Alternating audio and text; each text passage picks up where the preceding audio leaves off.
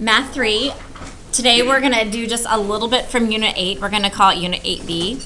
And we're going to be talking about linear regression and lines of best fit. Oftentimes with data, we get a bunch of data. And if you were to look, and actually kind of in this graph, I'm going to show you, or this graph, this booklet of papers.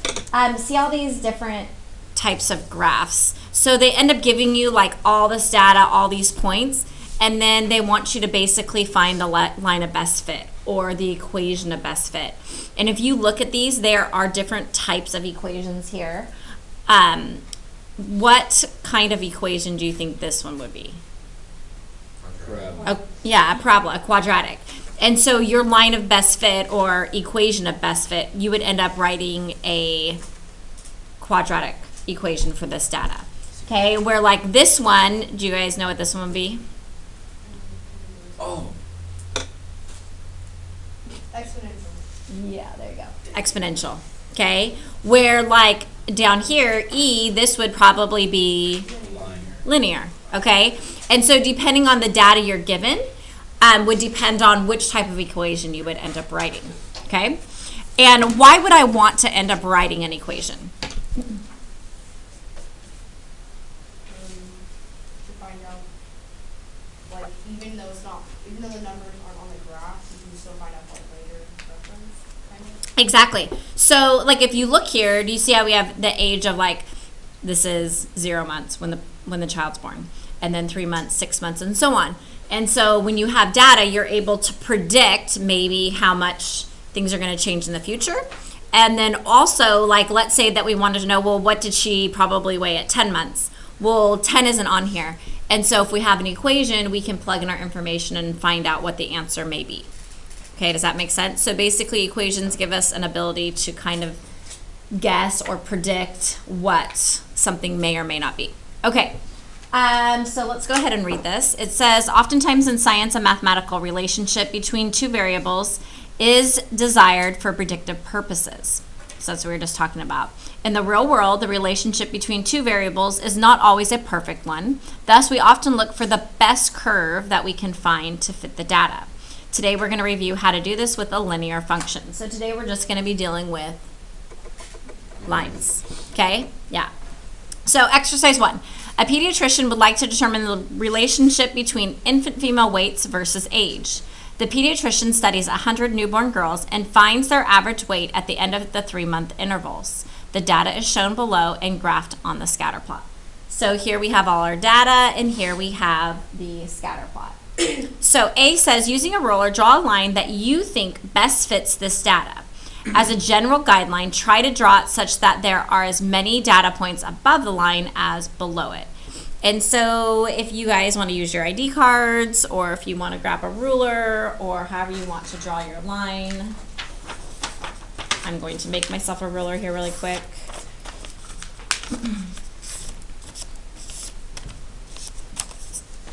So we're just trying to basically draw our best fit line. What?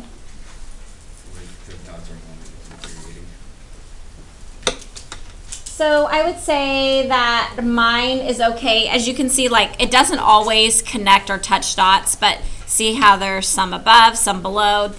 Basically, you usually want that to be somewhat even. Okay. So next on B, it says by picking 2 points that are on the line, not necessarily data points. So we're trying to find points where the graph actually touches, the line touches. Determine the equation of your best fit line and round your coefficients to the nearest tenth. Okay, so if I'm writing a line, what's my standard linear function equation? Good job. Y equals mx plus b is correct. Okay, so in order to write my equation, I need to find my slope and my y-intercept. Okay, so by finding my slope, I'm going to look for a couple points that I have on this line. So as I'm looking here, this looks like a point, and that is at 5. And if you notice on the y-axis, they're going up by 2s. So it looks like it's at 5, comma, and that would be 14. Do you guys agree? Okay, so 1 point is 514. And then another point, I'm just going to use this one right here. What? Or there's one kind of like at 18. 818? Yes, we could use 818. That works. Okay, so do you guys remember how to find, I'm going to move this up for just a minute. How do I find the slope when I have 2 points? Or x2 minus y. Oh, I can't think. Subtract y's on the top, Yeah. divided by subtracting x's on the bottom. Yeah. Okay? And so for my slope m, we're going to go 18 minus 14 over 8 minus 5. And when I do that, I get 4 over 3, which reduces to about, if you were to type that into your calculators, what would it be? Anybody know? It's 1.3 repeating. So if we're rounding it to the nearest tenth, we're going to call that 1.3. Okay? Yes? All right. Then how do I find my b value?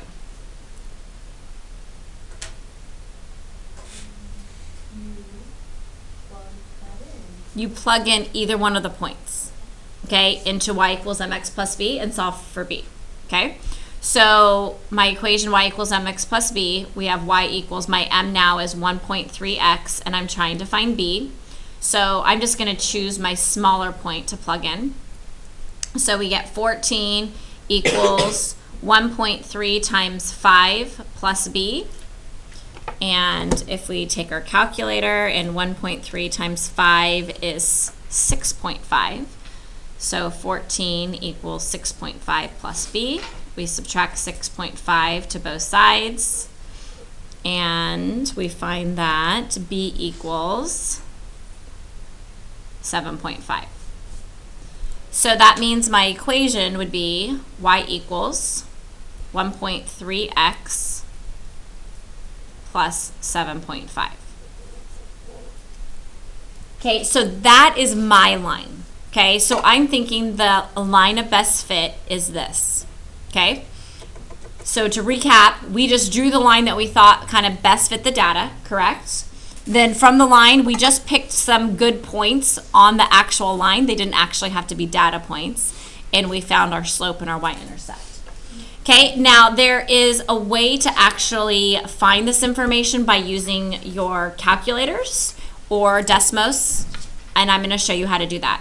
And so using the linear regression command on your calculators, find the equation of best fit of the line. So we're going to see how our lines compare.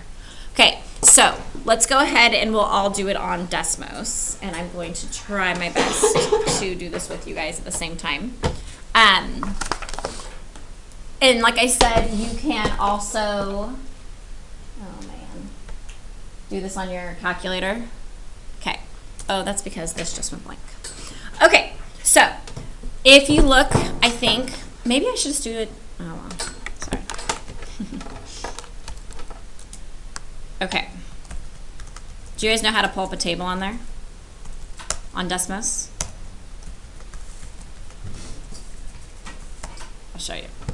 Okay, so we're going to try this again. There we go. Okay.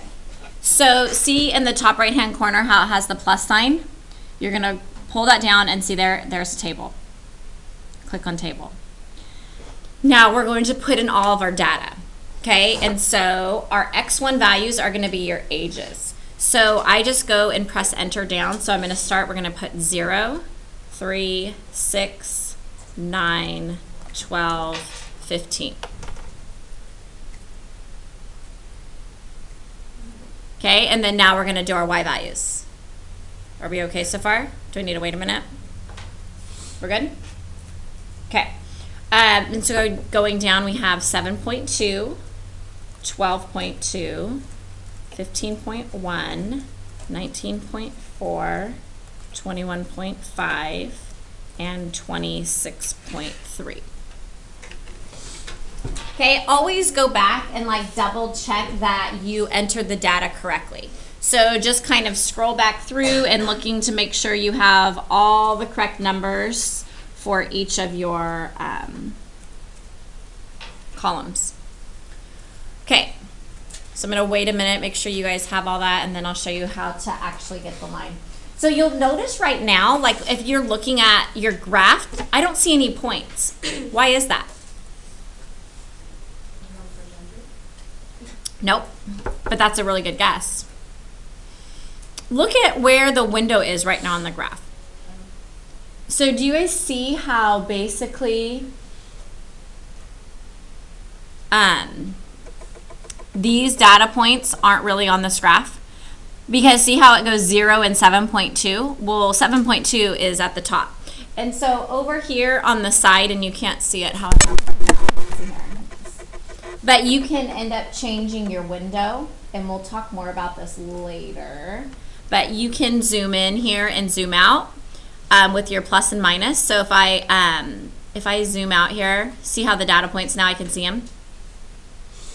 Also right here, if you press this button, you can make an actual specific, okay, I want to see these values on the x-axis and these on the y. And we'll actually end up using that later. But right now I just wanted you to see that. Okay, so back over to our equations. Okay, so we have all that in. Now we want to actually find my equation, my best fit line of regression. So you're going to click into box 2 right here. And what you're going to type in is, we want the equation of a line, correct? And so we're going to write y, and you're going to do y1. Because we're taking the data from y1, okay? Now, we know it's not equal to, is this big enough for you guys to see?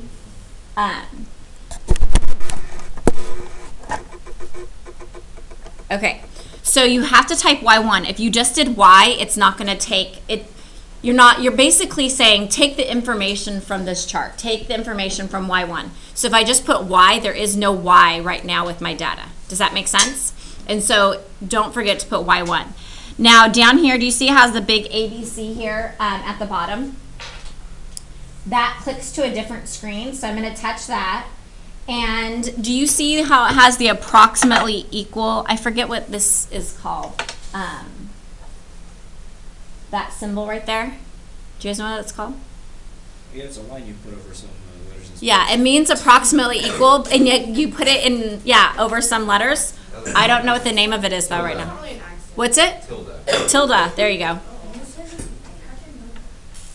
Okay, so you're going to press that because it's not equal to this. We know it's just approximately equal to, right? So y approximately equal to, and then we want to do m for our slope, right? So we're going to type m. And then for x, am I going to just put x or am I going to do x1? X1. Good, x1. And then we're going to go plus b. And then it gives us all of this information. Do you see here how they're giving us an m value right here? And then the m value and then also the b value. And so we are now going to write that equation on C. Okay, so let's go ahead and I'm going to, does everybody have that typed in? Do I need to try to make it bigger again? Mine doesn't have all this stuff. Press the little keyboard in the bottom left corner. Yeah. Oh, what the heck? That's why. Did it come up now? Well, I think I accidentally pushed like backspace and it just deleted all this stuff. So Oh, no, pretty good. And you put equal instead of approximately equal. So that's part of your problem. Yeah, and so that's when you that's have to why. do, get your keyboard back up. And then you have to do that. There you go, we got it. oh, there they are. Okay. All right. Okay, so I'm going to take this screen off here for just a minute. And did you see how on the graph how it drew the line for us as well? Did you guys see that there? Okay. And so now we are going to write our equation. And And so looking there, it would be y equals, what is my m value if we're rounding it to the nearest tenth? Y equals 1.2x plus, and what's the b value to the nearest tenth? I didn't do anything. 7.8. Okay, and I'm going to write here y with the little tilde is approximately equal to, and I'm going to put y1 and then mx1 plus b. So if you were to come back to your notes, you would know that that's what you have to type in order to get the information that you want. I thought it was like 2 squiggly lines. This is what you're going to use in Desmos. Oh, okay. Okay. Do we have any other questions right now about this? Everybody get typed in okay? You have a question? Okay. Okay, so you use the equal sign, so go back, and then delete that, just that, and then push the ABC. Oh my gosh. I look like a monkey. What is that? And my mom told me about it. She like different foods and like learn different stuff. Revolving around the books and then. So you just want to make sure those match. Another thing, when you guys are in Desmos, you know how your graph has the x1 and y1? Sometimes if you delete a graph, it'll then make them x2 and y2. You need to make sure that you, when you're typing in for wanting your equation, that you're using the same x1, y1, x2, y2, depending on what you put in your graph. Am I making sense on what I'm saying? So if it's not working out right, make sure that those match with how you typed it into your equation. Okay, so it says use your calculator to determine the linear correlation coefficient, round to the nearest thousandths. And how can you interpret this value in terms of variation in weight due to age? And so the correlation is your R value. Do you see that R value on there? Under statistics. And so for this one, it's saying that R equals 0.995. Okay, so that R value, it's supposed to be between, there's -1, 0, and 1. Okay, if it's at 0, that means it's basically bad, that there is no correlation between the numbers. Anytime you get to -1 or +1, those are excellent correlations and best fit.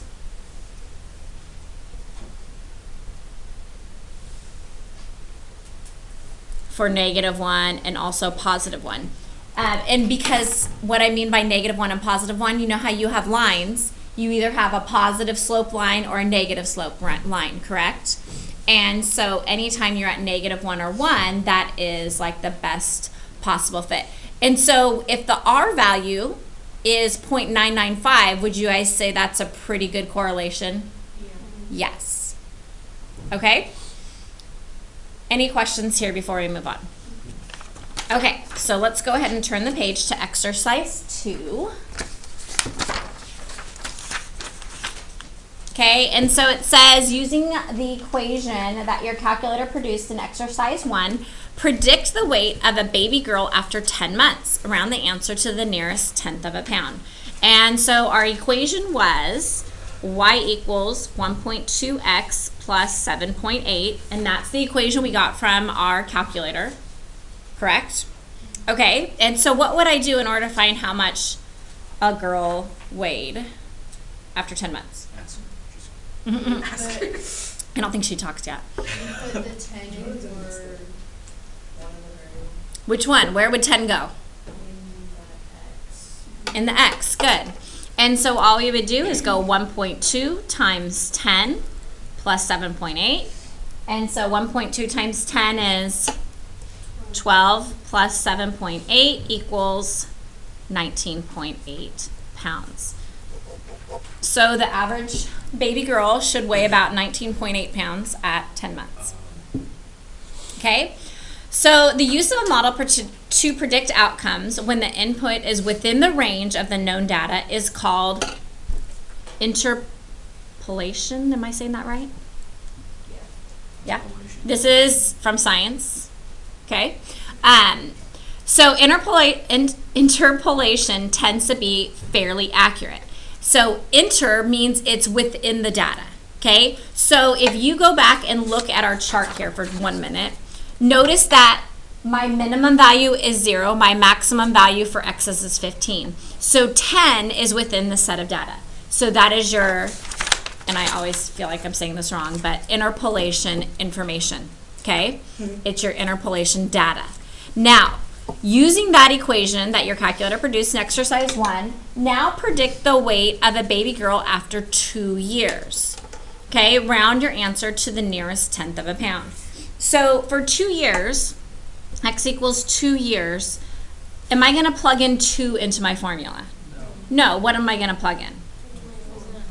Yes, 24, because it's in terms of months. Our data was in terms of months. So we're going to take our equation again. Y equals 1.2x plus 7.8. And this time we're going to plug in 24. Good.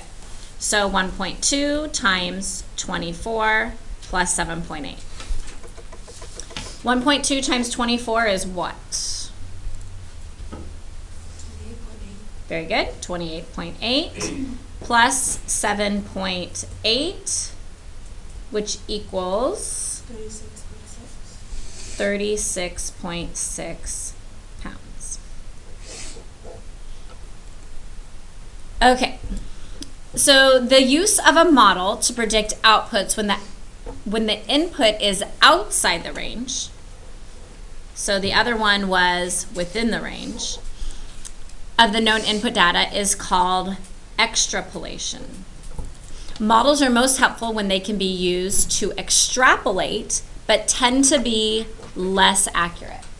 Okay, and to think about this, while this is probably fairly accurate for 2 years, what if you wanted to find out how much a girl weighed when she was 30? Do you think this would work the same way?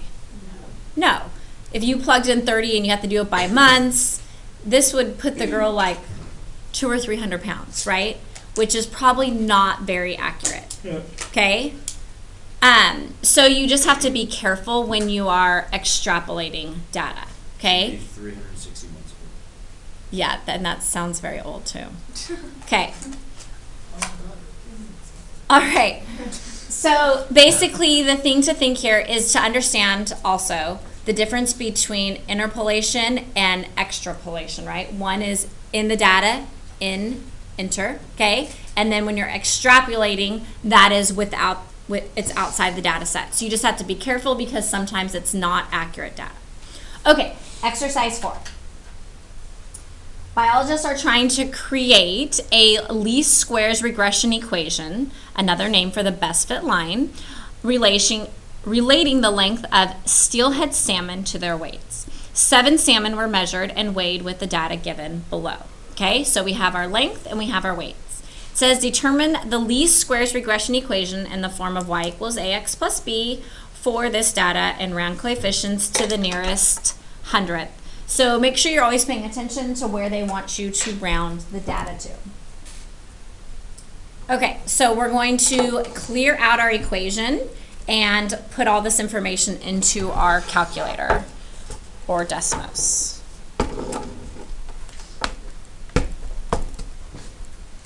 So if you go back on here, do you guys see how they have the X's on the side? You could leave that there if you want to, or you could exit it out. I'm just going to exit out of this top equation. Actually, I'm just going to exit out of both of them. And I'm going to make a new table, and I'm going to plug in my data. So it's easiest to go down instead of going back and forth arrowing, just to hit enter and go through. So I'm going to plug in my numbers. We have 22, 24, 28, 34, 39, 42, and 48. Wait a minute, how do you get back to that chart? The top right hand corner where it has a plus sign, if you bring that down. Yeah, you go to table.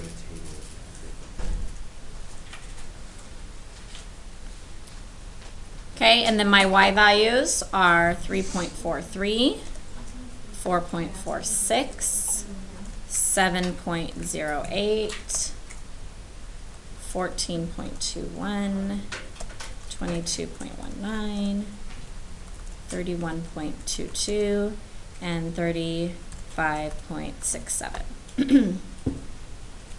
Okay, so we have all our data there. And now we want to write our equation. So, like I said before, double check like that this is x1 and y1, because whatever these are labeled, that's what you want to use in your equation, correct? And so what will I write for my equation now?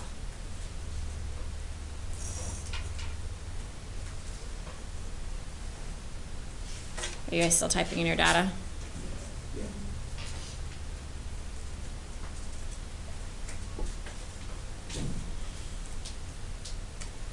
Okay, so I'm going to put y, but what needs to go with the y?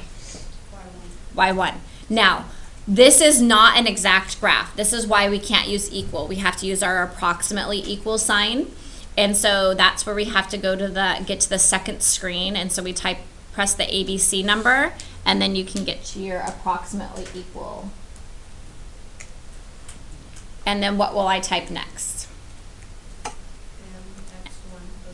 Good, mx1 plus b. If it doesn't work, you probably just typed something wrong, forgot x1 or y1, or didn't use the approximately equal. And so there we have our information, and we can now write that onto our paper. So I'm going to take this away. Does anybody have questions right now on the graph part?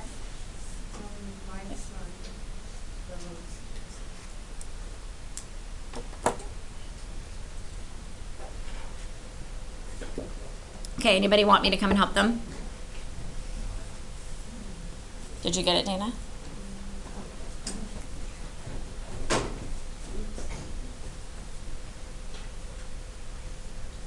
See up here how it has x2 and y2?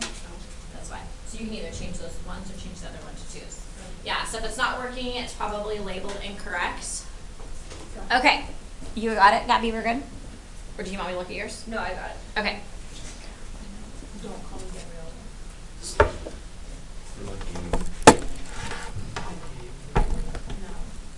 Okay, so rounding to the nearest hundredth, you guys have your screen still open for you to look at.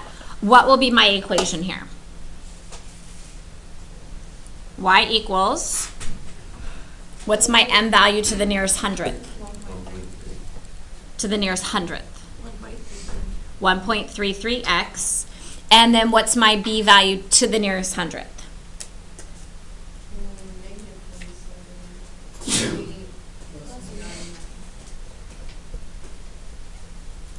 Okay. Is that a minus 27? Yes, in that information, look, it's in your, in that number 2 graph. Do you see it has B on the bottom right-hand side? Oh, yeah. And the M is on the left side, so that's where we got all that information. Okay, and so on B it says, using your equation from part A, determine the expected weight of a salmon that is 30 inches long. So what would we do? Plug in 30. Good. Y equals 1.33 times 30 minus 27.99. And 1.33 times 30 is...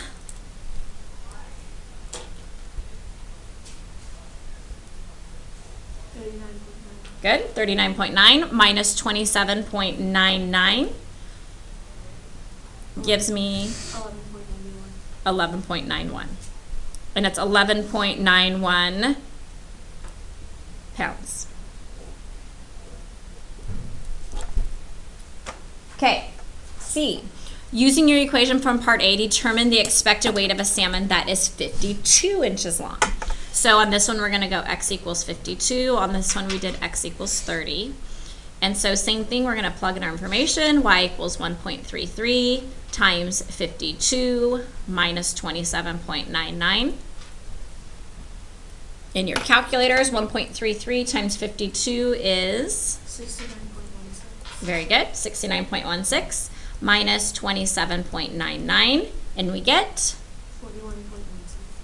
41.17 pounds. Okay, in which part, B or C, did you use interpolation, and in which part did you use extrapolation? So, which part did I use interpolation? B. Okay, and so in a complete sentence-ish, we're going to put B, I'm just going to put equals interpolation, and how do I know that? Say that again? It's in the data. Good. I'm going to put because, very good, because 30 lies between 22 and 48, which is where our data is. And C is extrapolation because 52 is outside of 48. 52, good, is Outside of that. outside, good, 22 to 48. Or if you put the boundaries, all that works. Okay, any questions?